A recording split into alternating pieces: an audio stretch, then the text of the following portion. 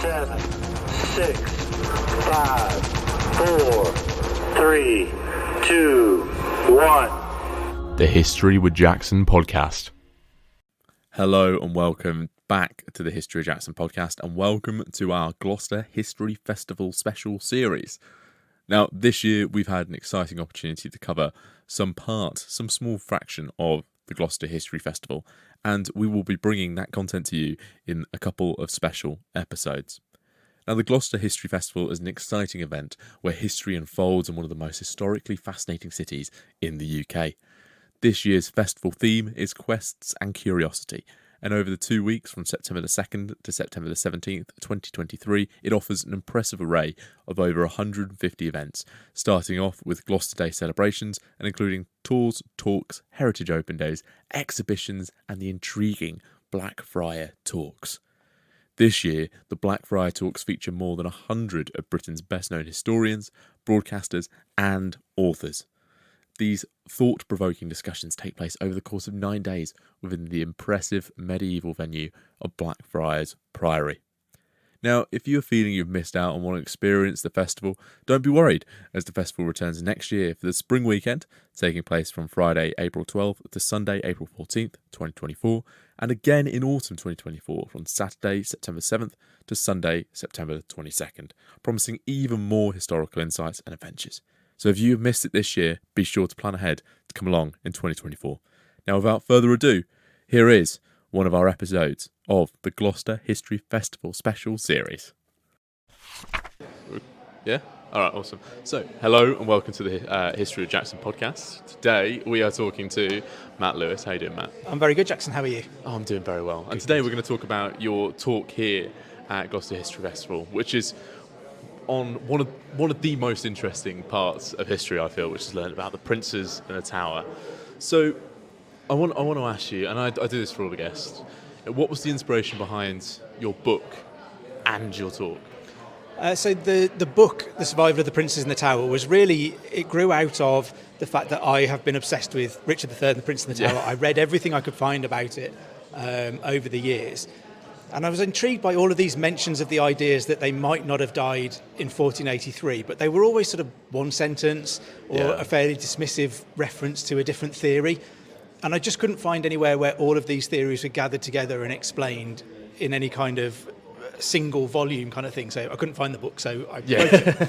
And the talk today really is, I mean, you say talk, it's probably more like an argument verging on a fight, is Nathan Amin, Nicola Tallis and myself kind of debating the fate of the princes in the tower. And this is really born from the discussions that we have on social media. People seem to enjoy us having respectful disagreements on a regular basis.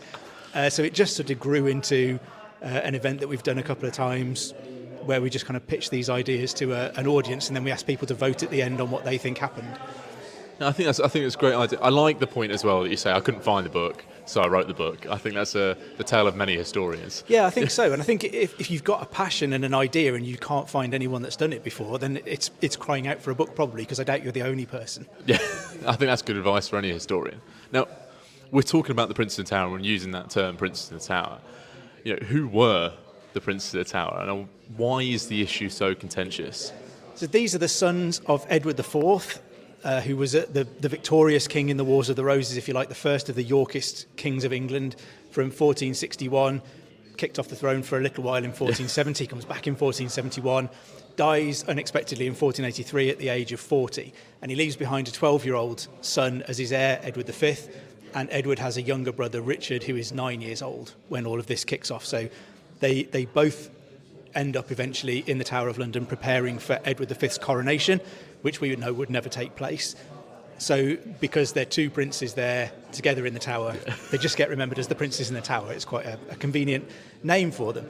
There's lots of discussion about whether we should call them princes because they'd been declared illegitimate by this point, so they weren't real princes. But it's a really nice name that fits and is quite evocative, and that's how everyone knows them. So I don't have an issue with them being called the Princes in the Tower. And I think that the issues around them are just so divisive and controversial still, because they disappear from the known record in 1483 with no satisfactory explanation of where they've gone. and there will be stories over the years and the decades that follow that they've been murdered by one of 3 or 4 or 5 potential suspects.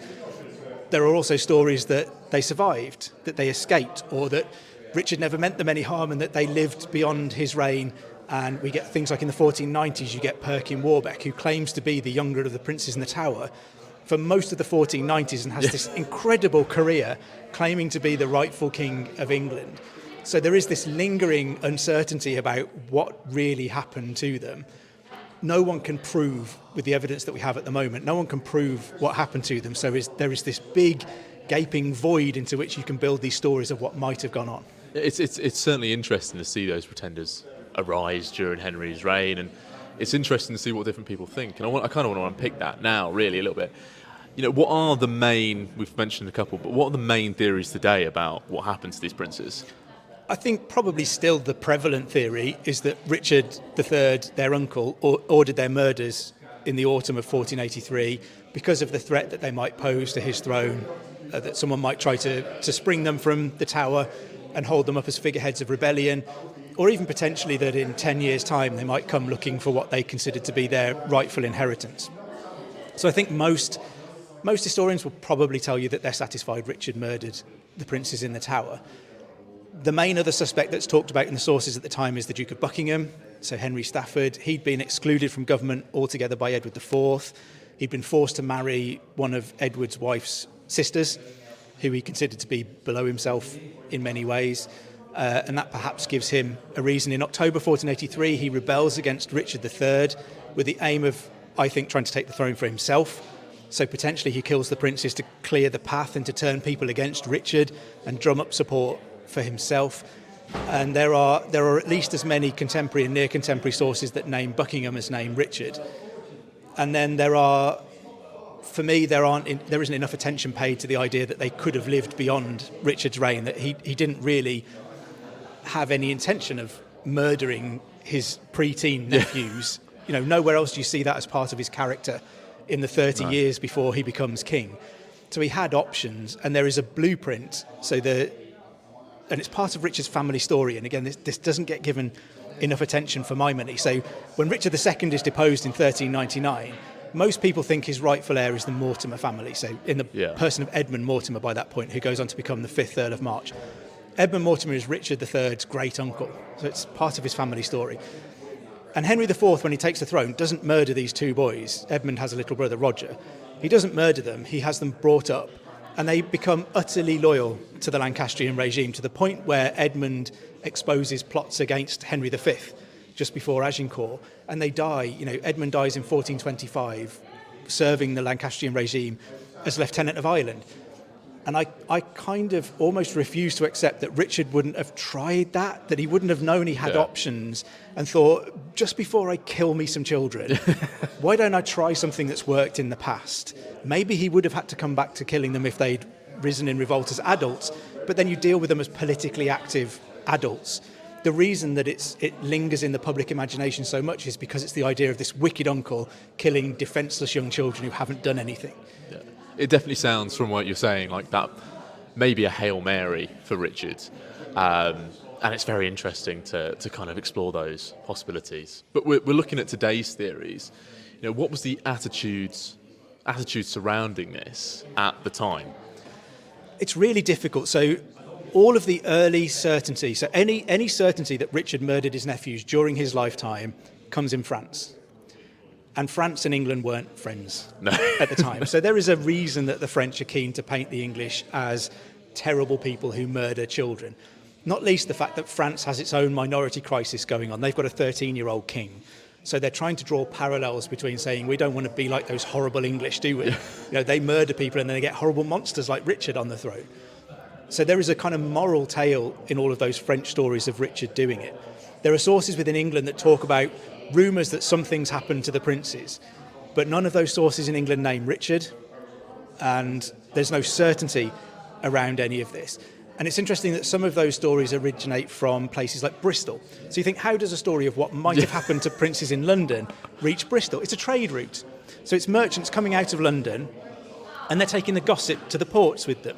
So they're in the pub before they sail, going, oh, you know what they're saying in London. And it's just gossip building into these bigger and bigger stories. So it looks like it's quite a widespread certainty, when what it is simply gossip making its way on the trade routes to various places. And the source in Bristol doesn't even name Richard as being responsible. So it's after Bosworth, after 1485, when Richard III is dead, that you begin to get a little bit more certainty around the idea that he might have killed his nephews. But again, we have to remember Henry Tudor has arrived from France, where all of those rumours are prevalent. And he has a vested interest in people believing that story, because the princes are now rivals to him. And alongside that, he also needs a reason to discredit Richard, because he's just killed him and taken his throne. So he needs Richard to be a bad guy. Otherwise, he might be the bad guy. So he has kind of several reasons, several threads to the idea that he wants the princes to be dead and he wants Richard to be blamed for it. So then you begin to see this growth of the story. And I don't know that the Tudor monarchs particularly sponsor the story, but they're happy to let it continue to grow.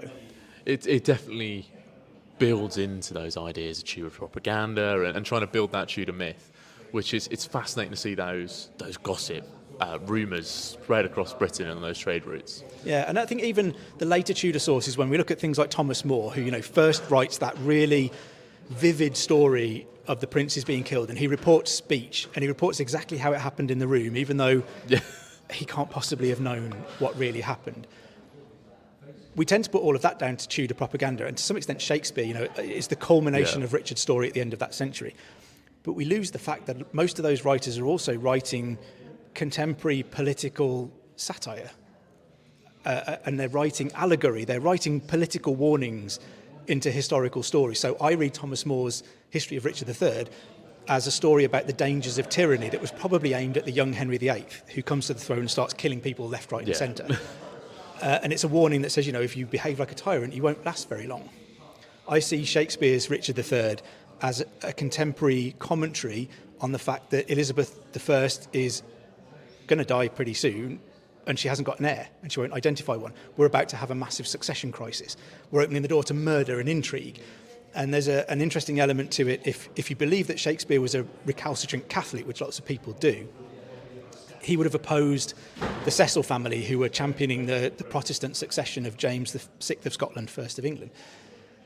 And we know that Robert Cecil, who becomes Earl of Salisbury under James the First and Sixth, we know that he suffered from kyphosis, so the forward curvature of the spine, which is what Shakespeare calls a bunchback, and that he's called an imp. So that idea of the bottled spider, I think a contemporary Shakespearean audience would have seen this character hobble onto stage and known that they were meant to see Robert Cecil.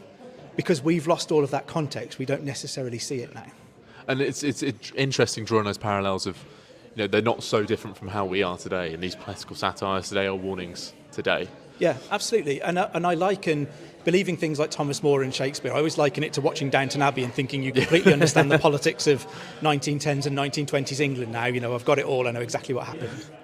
Now, I have one final fun question for you, Matt. And I'd like to do this on the podcasts. So what has been your favourite book, item or conversation that you've heard at Gloucester History Festival? I mean, there's so much great stuff that goes on here. If anyone's not been to Gloucester History Festival, I definitely recommend it. The lineup is stellar. I'm going to throw forward to Sunday. I'm going to throw forward to Sunday because I'm really looking forward to hearing Kat Jarman's talk on her new book, The Bone Chests, which is about the mortuary chests in Westminster Cathedral, which contain the bones of lots of Anglo-Saxon kings, queens, saints, and interesting figures. Wow. And her new book is all about what they can tell us. That sounds like an amazing talk, and I'm so disappointed I can't go to it. Yeah, I'm really looking forward to it, so it should be good. Now, of course, you've written a book, you're so active in social media, and you have an amazing podcast. Where can people find all of those? Probably all over the place, under their feet and in the way a lot of the time. So the podcast is called Gone Medieval, covers all things in the greatest millennium in human history over the medieval period. I'm on Twitter at Matt Lewis Author, on Instagram Matt Lewis History, on Facebook again at Matt Lewis Author. I try and do on these day posts fairly frequently and talk about other interesting things. So yeah, hunt me down. Yeah. I thoroughly recommend listening to Gone Medieval because I love it. It's part of my weekly rotation. Oh, thanks, Jackson. I thoroughly recommend listening to History with Jackson. So thank you very much, Matt. Well, thank you very much for coming on. I really appreciate it. It's been a pleasure. Thanks for having me. Thank you. Great to talk to you.